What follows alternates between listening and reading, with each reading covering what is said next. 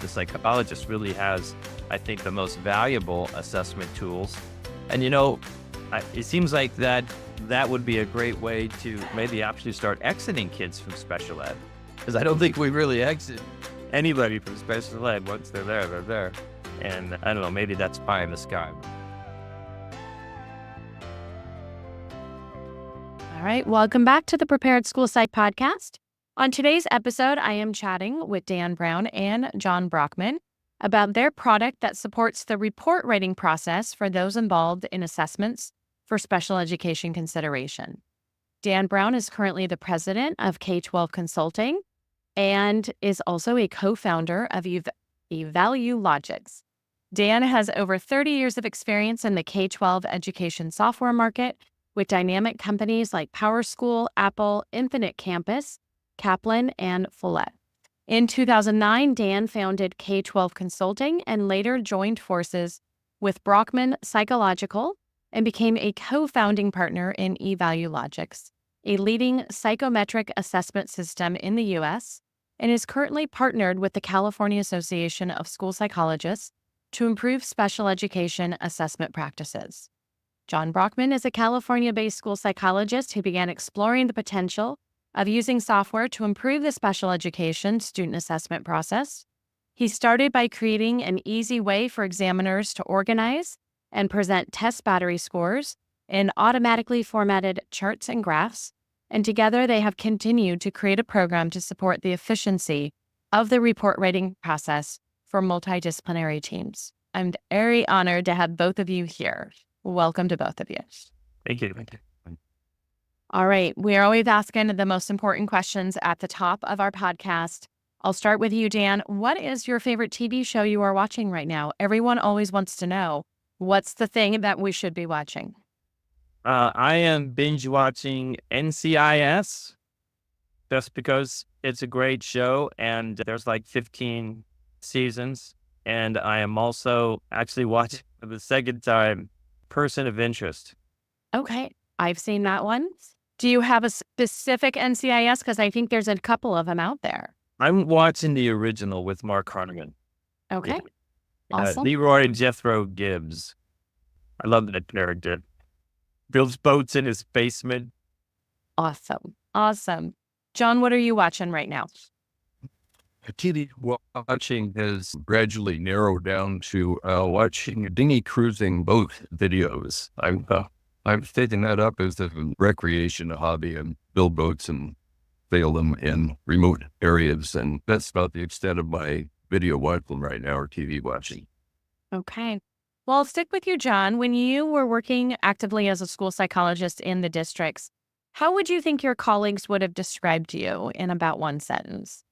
Well, the thing I remember, and I'm proudest of, is that people sometimes compliment that I was a good listener, and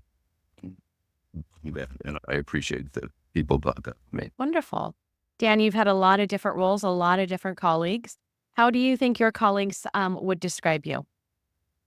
So funny. I hadn't thought of that until just now, but just recently, one of my clients described me as a killjoy. Uh-oh. Because my job as a consultant is to objectively analyze any great ideas. And sometimes I just have to kill the joy. Right, guys, this has been tried. It's not going to work. But yeah, I don't really know. I mean, that's a great question. You want me to give you somebody's phone number? You could call. That's cute. Well, you and John have worked together for a very long time. How do you think John would describe you? Gentlemen, take it away. Dan is very knowledgeable, and he really knows what he's doing in this educational field with educational software. I'm always been really proud to have him as a partner. I brag about him. Wonderful. Well, one of the questions we wanted to kick off our conversation about report writing is about technology in general. So how do you see the role of technology evolving in the field of school psychology? Dan, I'll let you start. Technology has always kind of had the same goals. And so I think it just gets better at achieving those goals, which is, like saving time in writing reports, better usage of data. I mean, using data better became a big thing. I think now 10 or 15 years ago, and that's really only grown.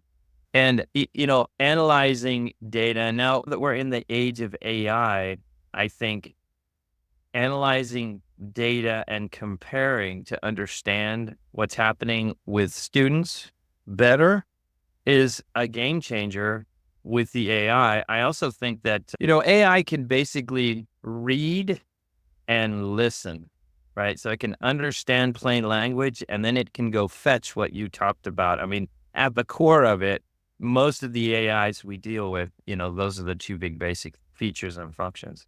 So EvaluLogix has always, hoped and looked at, hey, how do we aggregate this data? Because we don't really use psychometric assessment for anything but identifying, or I should say organizationally, we don't use psychometric assessment data for anything beyond just identifying the student for services or not. And then we take that data and we take it in a PDF and we attach it, to the IE. Psychologists retrieve that data and look at it longitudinally. Individually, they use it to understand what's going on with the student, but organizations don't. So I feel like at this juncture with the AI, who could, imagine at once we're looking at assessment scores longitudinally from hundreds, even thousands of students, and we start tracking interventions and how they work, the AI can do those comparisons and say, hey, school psych, look, these 4 products or these 4, intervention methodologies work very well with this profile of disability. So I think that's probably going to become a game changer for school psychologists and, interventionists in general. Mm-hmm. John, what do you want to add?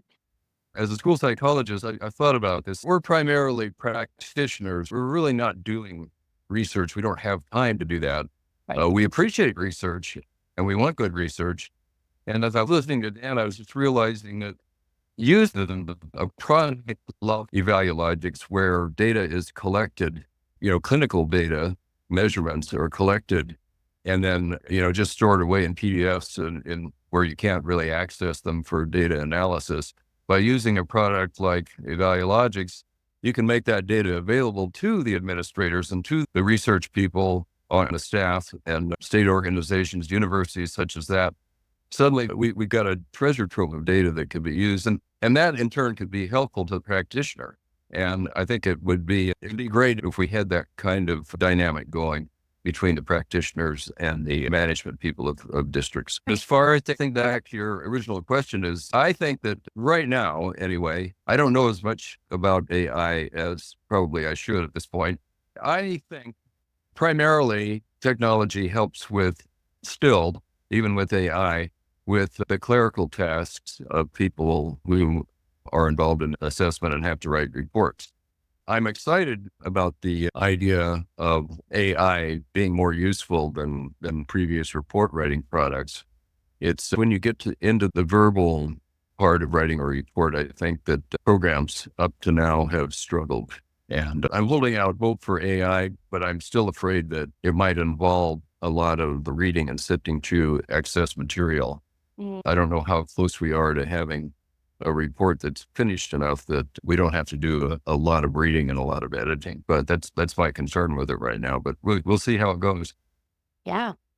It's exciting to see what the next step is going to be. I think for most of us who have been in this field for a while, and never imagined this step. So it's exciting to see what that next step could be. We've talked a little bit about the term EvaluLogix. Talk to us about this tool. How is it different from some of the other report rating tools that exist right now? I'll take that one, John, and you can jump in after. We do a custom implementation for your organization. So we will come in, meet with your team repeatedly, learn what your business processes are, what technologies you're already using and you like and you want to keep, how we integrate with those, what vendors you're using, how we integrate with your assessment vendors so we can remove the duplicated data entry, how you see AI working to save you time and improve your report writing. And so we can customize that. I literally am partnered with an AI company that is specifically for K-12. So that gives us a lot of flexibility. Google won't customize Google Docs for you. Microsoft one customized word for you. We're the only vendor that I know of that will come in and say, how do you see this technology helping you? Let's look at what the possibilities are and pick out the ones that you guys think are amazing. And then we'll do it that way. Over the 30 organizations that we've met with, the multiple, implementations that we've done, the multiple focus groups that we've done, it's almost impossible to nail down that 5 or 10 set of features that every school psychologist will go gaga over. I mean, we've got these great graphs. Some people want them different. Okay, that's great. Maybe some choices of graphs. Some people just love the bell curve. We prefer bar graphs because you can fit so much more data on one page. And the bell curve kind of spreads it out. But hey, if you love the bell curve, you love the bell curve. We'll make you one. And we've had some amazing suggestions. Like one psych said, hey, it would be great if I typed in a score and it went and got me the appropriate text. That's kind of a cool suggestion, right? Somebody said, hey, why can't we just point EvaluLogix to the assessment manual? And I said, well, what happens when it brings back 85 pages of content? But how long is it going to take you?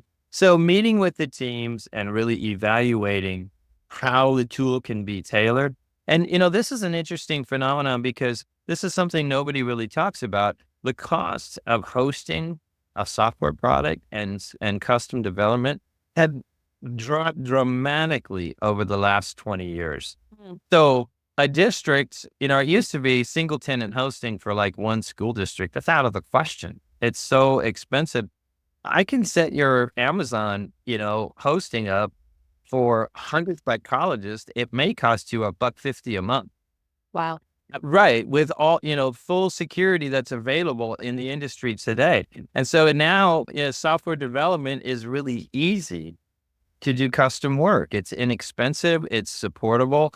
Code structures have become so structured by the coding tools that you don't need the massive documentation anymore that used to, be very time consuming because developers, as they coded, would have to create detailed documentation of everything that they do. Now that's all kind of done automatically. So we're leveraging that for the customer's benefit.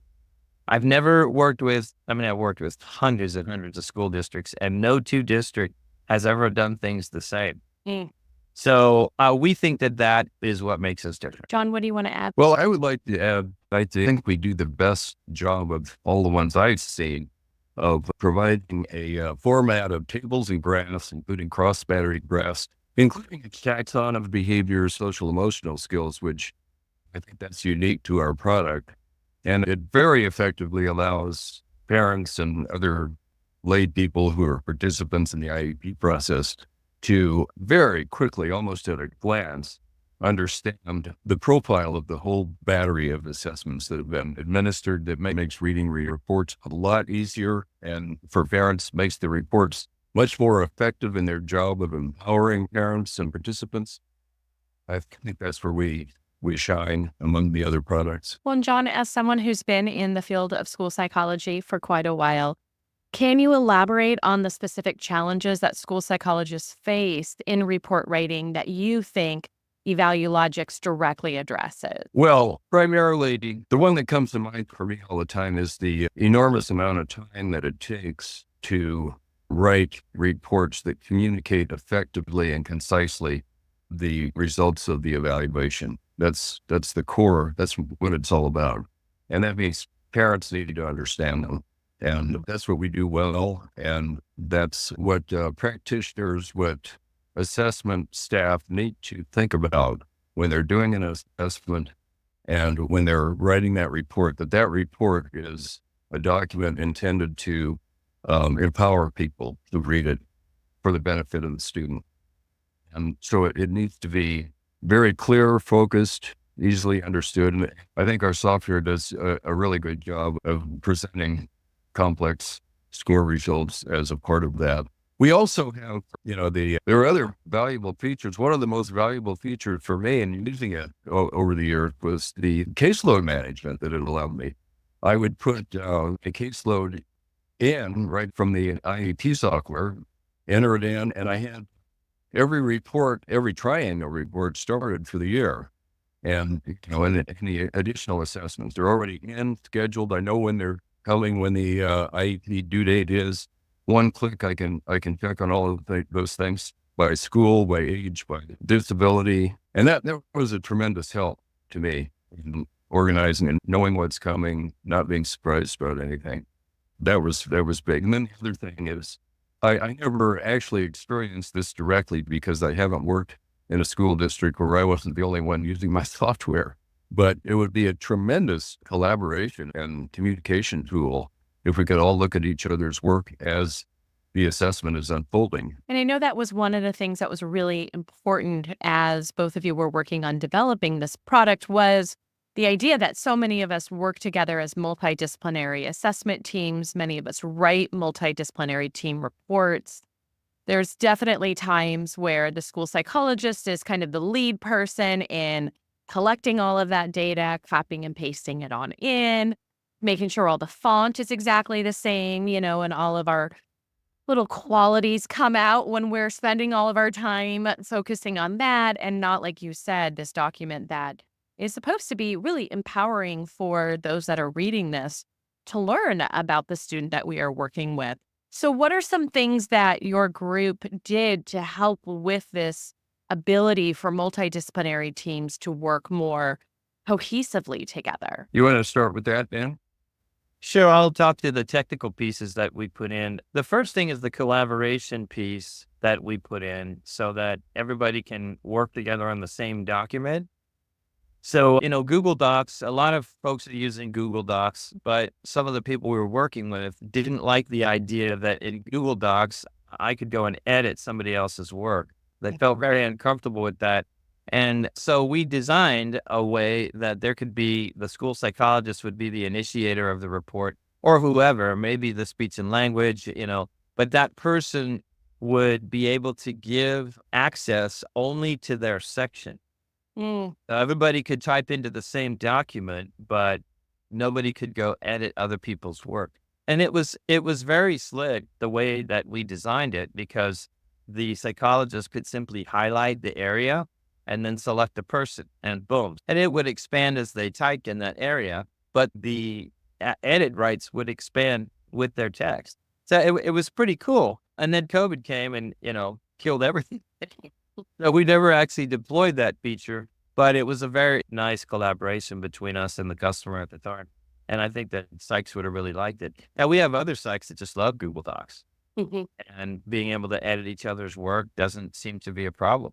So we could do that either way. I think another piece is the way we develop the template manager is that templates could be stored in the system, but the person who published the template to the library would be the only person who could actually edit the individual template. So if you were a special ed director and you worked with your team to put together a really nice set of templates, and you could publish them in there and nobody could edit them. So the field users, they wouldn't have to go to a district website and navigate through some templates and say this one. It would just be right there in front of them and they could select it. And so when they took the template and saved it to the student record, it becomes editable.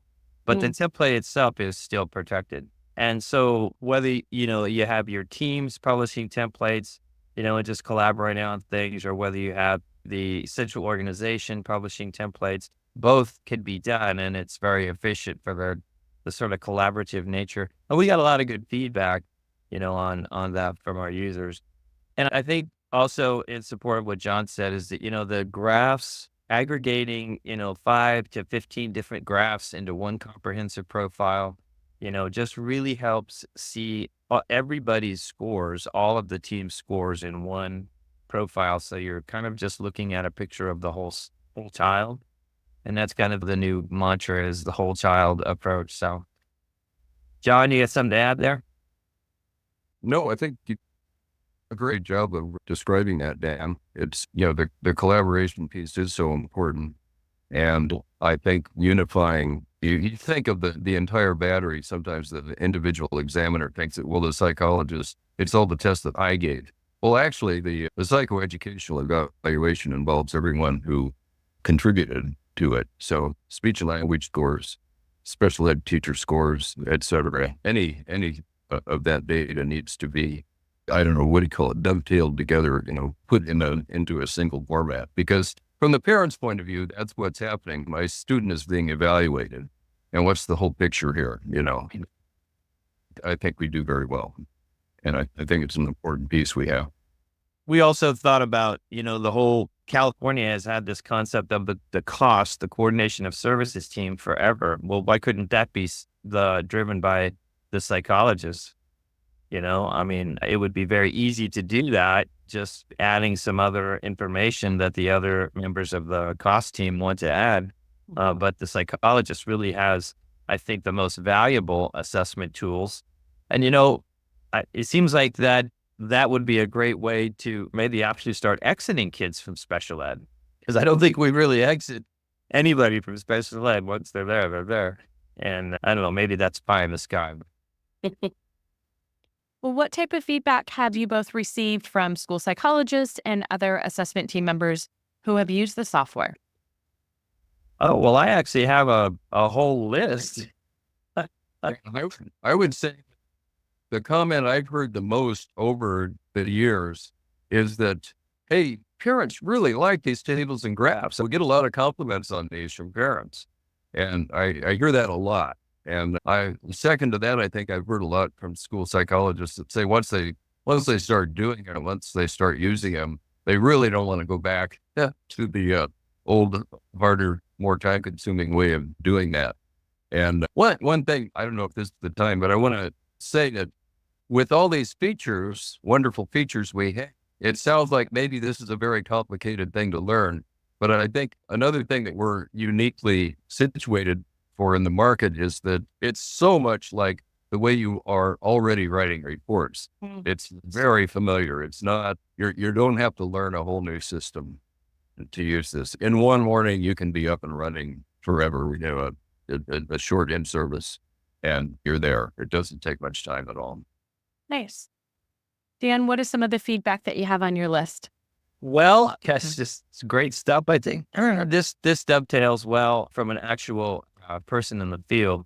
Her name is Brooke Laird, education specialist. And she says, I just wanted to thank you for creating such an awesome product. At the beginning, I was very unsure, but someone from EvaluLogix's was always there to help. ScoreView is very user-friendly. I love the graphs. They're much cleaner and easier to understand than the ones the testing company produces, and they're easier for parents and teachers to read. I mean, that really sums up, what John said. Steve Fisher at Alliant University has been a big supporter of ours, and his comment that it was just, I grabbed EvaluLogix's on the run, started using it, and it's really increased my efficiency, saved me a lot of time, and enhanced my work with parents and fellow educators. So there are a lot of comments that individually about features, but I think that kind of encapsulates what we're trying to do with it.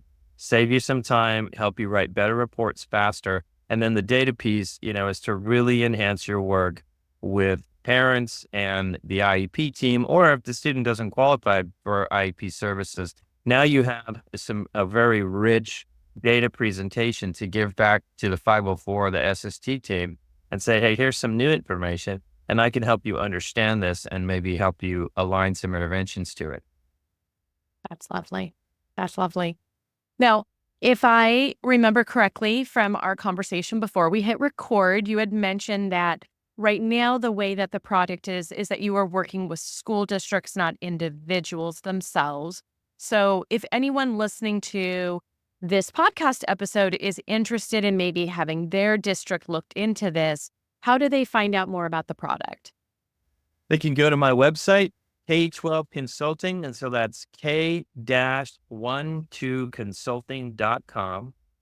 And information about our AI products are there. And if you click on school psychology in the menu, there's a full overview of EvaluLogix's, and you can contact us from there. Wonderful. We'll make sure to put that link in our show notes for anyone who didn't catch that. Anything else that either one of you want to share about the product that we haven't had a chance to talk about yet? I'd like to share a little bit about our personal investment in this. John's investment was professional, and he started just to help himself, and then found that what he was doing could actually help his colleagues, and it grew from there. My investment is that I was a really struggling student. I really struggled at elementary school.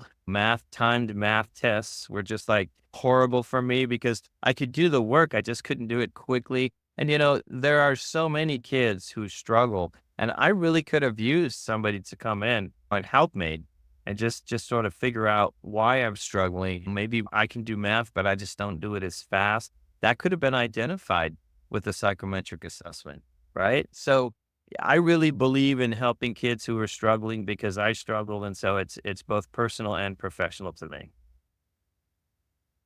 John, anything else you want to add about the product that we haven't had a chance to talk about yet? I can't think of anything right now. Jenny, thank you, though. Thank you so much for having us. Yeah, thank you very much for having us. Of course. Well, we always like to ask everyone, because we know that we have a lot of listeners who are new to the field of school psychology. Reflecting back for both of you when you started out in your careers, what advice would you give to a school psychologist who is just starting out? That's all you, John. I would say just the fundamentals are so important. Good listening, respect, empathy, all those are really what the foundation is to the whole profession. And I guess one thing I would say on a practical level is that I found every year that if I would organize my caseload right at the very beginning of the school year, maybe before school started, have it all done, and I know exactly what I'll be doing over the year, at least with the triennials, that was really very helpful to me. You need to, I would say, communicate early and often, and that helped move the whole process out for everyone. Wonderful. Well, this podcast is called the Prepared School Psychologist. When you think of the term prepared, what do both of you do to help yourself feel more prepared in your roles right now? Dan, I'll start with you. Knowing my content, knowing the content that I'm working with, I do a lot of presentations for superintendents in my role as a consultant, and they always appreciate that I do my homework and I understand their perspective on whatever it is, the topic that we're talking about. Often it's AI. I do a lot of work in IEP software as well. And so I just make sure that I understand the topic extremely well. And I have found that my audiences appreciate that. Wonderful. John, what about you?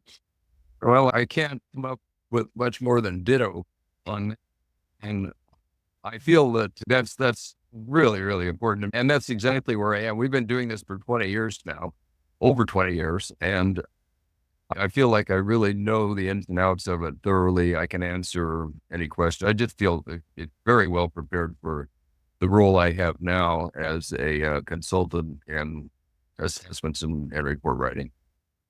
Awesome. Well, thank you both for being here on the podcast and for sharing all of this information with the listeners. And thank you, everyone, for listening to this episode of the Prepared School Psych podcast. Through collaboration and knowledge exchange, we can cultivate a brighter and more successful future for all students. Until next time, keep fostering those positive learning environments. Thank you, everyone. Thank you, Jenny. Good to see you again. That concludes another episode of the Prepared School Psych podcast. And I hope today's discussion equipped you not just with knowledge, but also the confidence to take action. Remember, every conversation we have and every resource we share builds a bridge towards a more inclusive and empowering learning landscape for our students. If you enjoyed this episode, be sure to subscribe to the podcast for more insightful conversations and resources to support your journey. Share this podcast with colleagues. We would love it if you would also rate and review the podcast. Thank you for tuning in. Just a reminder, everyone, the information and advice provided in this podcast are for guidance purposes only, and all listeners are required to follow both federal and state law and their own school district guidelines and policies. Thank you.